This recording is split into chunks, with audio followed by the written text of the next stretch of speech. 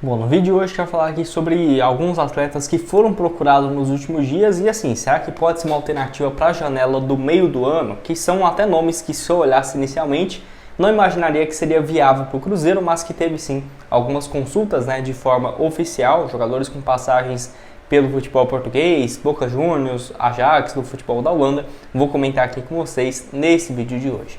Só antes de começarmos, aproveite aqui para deixar seu like, também se inscrever em nosso canal. Eu me chamo Gustavo, esse aqui é o canal Cruzeiro News, conto aí com a ajuda de vocês para chegarmos a essa marca aqui no YouTube de 43 mil inscritos. Faltam um pouco menos de 750 inscritos no canal. Se você está assistindo aqui e ainda não se inscreveu, aproveite para deixar seu like, se inscrever, com certeza nos ajuda bastante.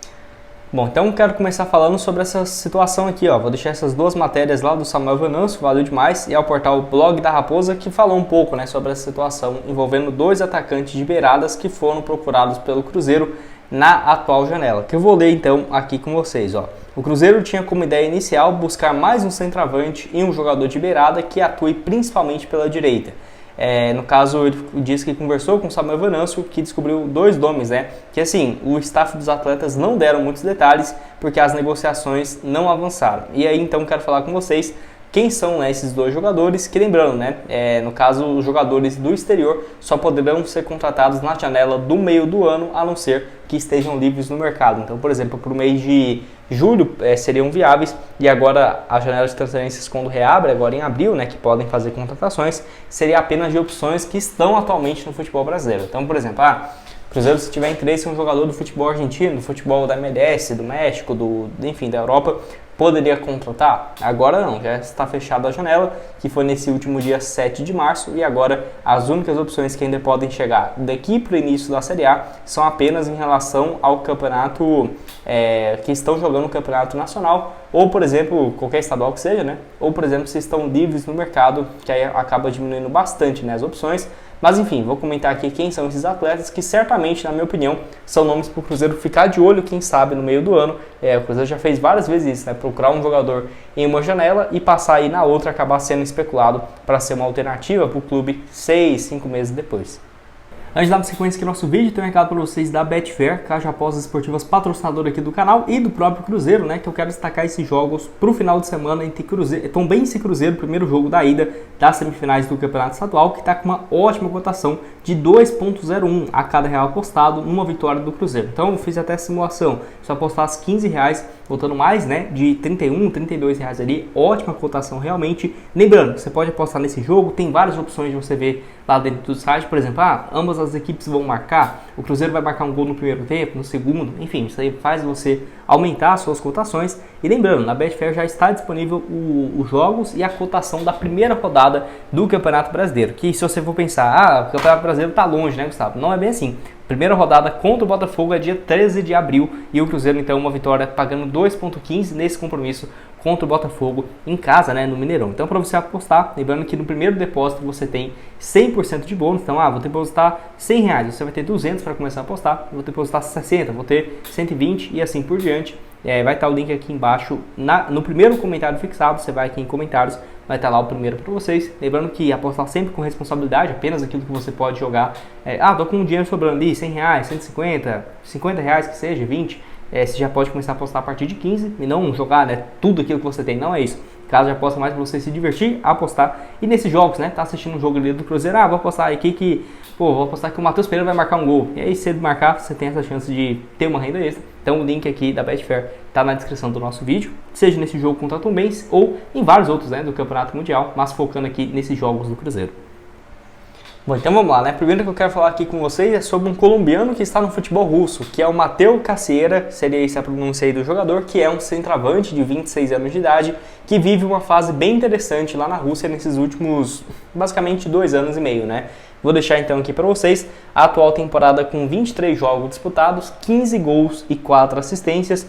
Temporada anterior ele não tinha tido um bom desempenho, 32 jogos, 5 gols e 6 passes, que foi o primeiro ano dele no Zenit. Ele joga na Rússia desde 2021-22, no Sochi, onde ele chegou nessa equipe, foi bem, 14 gols em 23 jogos. O Cruzeiro havia procurado o atleta, certamente com uma opção de empréstimo, com uma opção de compra num período estabelecido. De acordo com o site SofaScore, ele vale 10 milhões de euros, então é um valor bem alto, por isso que quando eu olhava assim, por exemplo, se alguém falasse que o Cruzeiro estava de olho nele, eu não colocaria muita esperança, porque o valor de mercado é bem alto. Apesar do Cruzeiro ter conseguido o Matheus Pereira, o Cifuentes, o Bareal, que valem algo próximo disso, entre 8 a 10 milhões de euros, de acordo com alguns sites. Enfim, ele que é revelado na base do Deportivo Cali, jogou muito bem aqui na América do Sul em 2016, até ser vendido para o Ajax. Por coincidência, o Ajax contratou naqueles mesmos anos o Mateu, né, o Caceira, que eu tô falando aqui agora, e também o Orejuela, né, que aí depois veio pro Cruzeiro e tudo mais.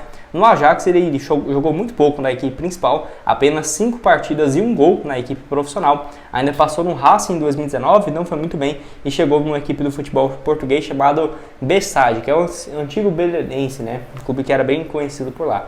Marcou aí 15 gols em um pouco mais de 70 jogos e aí foi contratado para o futebol russo. É um nome muito interessante. E além do mais, né, é uma posição que o Cruzeiro precisa ainda, na minha opinião, de mais um centroavante. No momento tem tudo bem o Dineno, mas aí o reserva imediato é o Rafael Elias, que ano passado não conseguiu dar muito certo. Esse ano tem aproveitado as chances que tem tido, mas a grande questão é, e se o Dineno caiu o rendimento, assim como foi o Gilberto?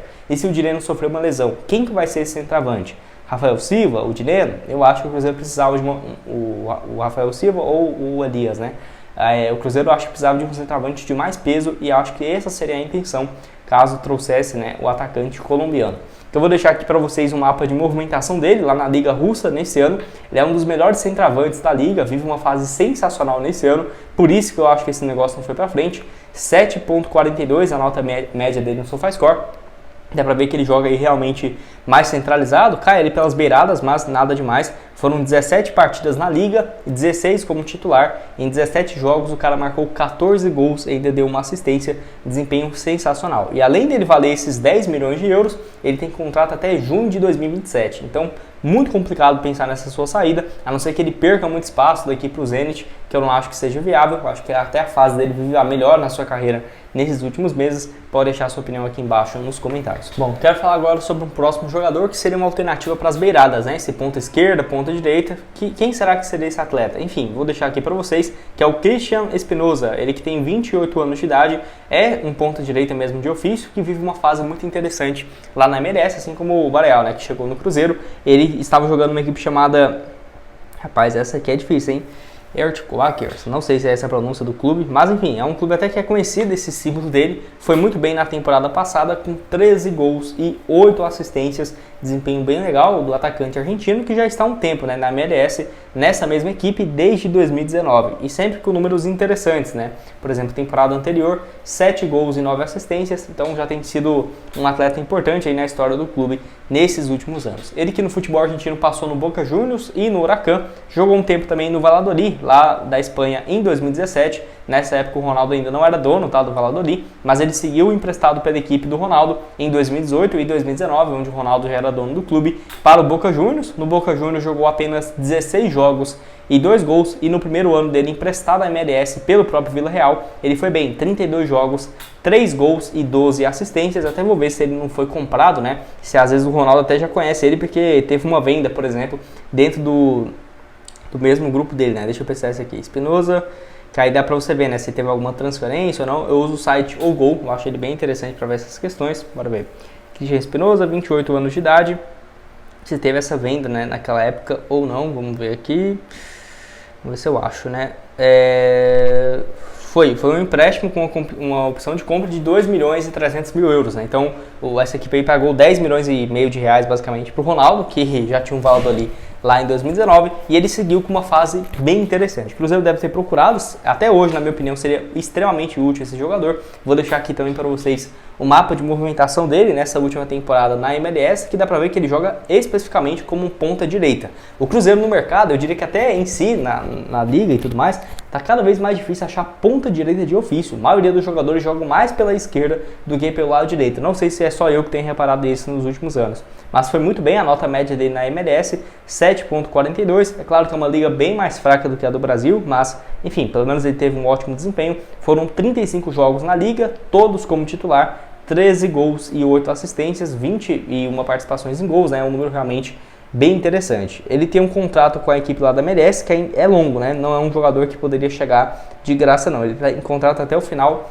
de 2025 e está avaliado um valor bem menor, né? 5 milhões de euros, mas mesmo assim seria algo na casa de 25, 30 milhões de reais, dependendo do câmbio, né? E é um jogador que é destro, 1,72 m, 28 anos de idade. Então, igual eu falei, o Cruzeiro conseguiu jogadores que valem essa casa mesmo, de 35, 40 milhões, 60 milhões igual o Matheus Pereira por empréstimo, mas foi muito mais exceção do que qualquer outra coisa.